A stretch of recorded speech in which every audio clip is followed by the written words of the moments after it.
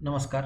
BSc IPF की financial stability report जो है आरबीआई का, उसकी श्रृंखला में ये अपना 8वां वीडियो है। 7 वीडियोस हो गए जिसमें हमने आरबीआई ने किस तरह से ये पैंडेमिक का एनालिसिस करके उसमें से अभी अभी तो आगे की बातें चल रही है। तो ये वीडियो में हम देखेंगे इंडिया का एक्सपोर्ट इंपोर्ट कैसा हुआ था। With the weakening of domestic demand, current account surplus increased. अपना क्या हो गया कि इंपोर्ट और एक्सपोर्ट में का जो डिफरेंस रहता है, अगर आपका इंपोर्ट ज़्यादा रहा तो आप करंट अकाउंट डेफिसिट में रहोगे, अगर एक्सपोर्ट ज़्यादा रहा तो आप करंट अकाउंट सरप्लस में रहोगे। तो यहाँ पे क्या हो गया कि आपका यहाँ पे जो है करंट अकाउंट अपना सरप्लस में गया, जो कि ज़्यादा करंट अकाउंट कभी सरप्लस में रहता नहीं है, पर करंट अकाउंट सरप्लस में गया। मर्केंडाइज एक्सपोर्ट्स कॉन्ट्रैक्टेड बाय 21%, यानी कि हमारे एक्सपोर्ट 21% से कॉन्ट्रैक्ट हुए, लेकिन इंपोर्ट 40% से कॉन्ट्रैक्ट हुए। ध्यान दीजिए, इंपोर्ट और एक्सपोर्ट दोनों कम हुए, इंपोर्ट और एक्सपोर्ट दोनों कम हुए, लेकिन एक्सपोर्ट जितने कम हुए उससे ज़्यादा हमारे इंपोर्ट कम हुए। और जिसके कारण आप देख सकते हो ये ऑरेंज वाली लाइन है जो ज़्यादा नीचे गिरी, इंपोर्ट वाली लाइन है, और ब्लू वाली लाइन एक्सपोर्ट्स की है। तो क्योंकि इंपोर्ट ज़्यादा गिर गए एज़ कम्पेयर टू एक्सपोर्ट्स, इसलिए थोड़ा सा हमारा जो है वो डेफिसिट, करंट अकाउंट जो है वो सरप्लस में रहा।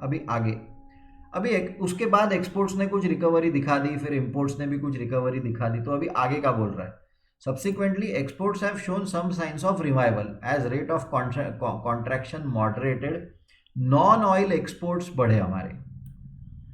Gradual unlocking of the economy, decline in imports also moderated. सही बात है ना, जैसे जैसे इकोनॉमी खुलेगी, जैसा जैसा अनलॉक होगा, वैसे वैसे लोग फिर से डिमांड बढ़ने लगेगी। अब डिमांड बढ़ने लगेगी तो इंपोर्टेड वस्तुएं भी वापस आने लगेगी। दुनिया भर की इकोनॉमी जैसे जैसे खुलेगी, हमारा माल भी एक्सपोर्ट होने लगेगा।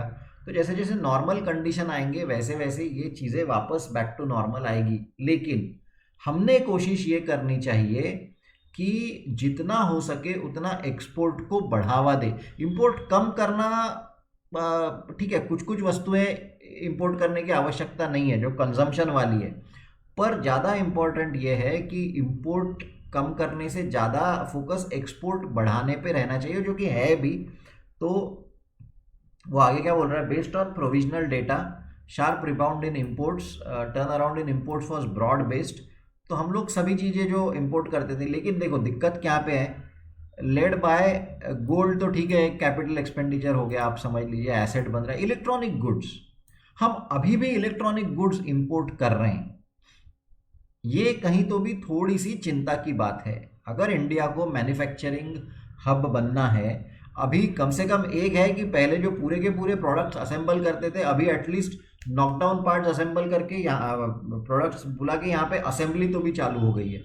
अभी तक मैन्युफैक्चरिंग उतनी मात्रा में पूरी जगह पे चालू नहीं हुआ है, लेकिन पहले से तो सुधर गए।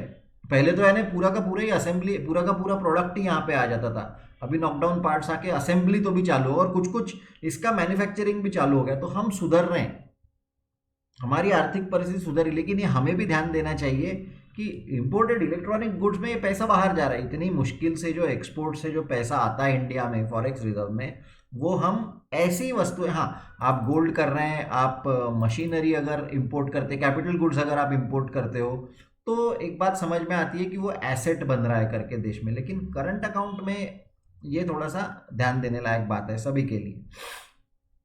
There has been a narrowing of trade deficit, बहुत अच्छी बात है, ट्रेड डेफिसिट नैरो हो रहा है। कितना है, पहले 24 बिलियन का था H1 में, अभी टू 24 बिलियन फ्रॉम 88 बिलियन। आप देख सकते हो कि वो कम हुआ है। ऑफ कोर्स वो स्लो डाउन वाला पार्ट है, पर नेवरदलेस इंडिया वो कम हुआ है। इंडिया ट्रेड आउटलुक में improve in line with gradual pickup in the global economic activity as projected by the WTO। जैसे जैसे विश्व की अर्थव्यवस्थाएं खुलेगी और नॉर्मल होगा, वैसे वैसे हमारा जो ये इंपोर्ट एक्सपोर्ट का चार्ट है या हमारा जो ये ट्रेड एक्टिविटी है, ये वापस से बढ़ेगा, ऐसा WTO बोल रहा है। और ये हमारे देश के लिए अच्छी बात है। इसके बाद अगले वीडियो में हम लोग देखेंगे कि आरबीआई की बैलेंस शीट पे क्या इम्पैक्ट पड़ा और उसके कारण लिक्विडिटी में क्या हुआ। और यील्ड्स एक बहुत इंटरेस्टिंग पार्ट है, क्रेडिट स्प्रेड्स और यील्ड स्प्रेड का, वो हम अगले वीडियो में देखेंगे। तो आप ये वीडियोस देख रहे हैं, इसके लिए बहुत बहुत धन्यवाद।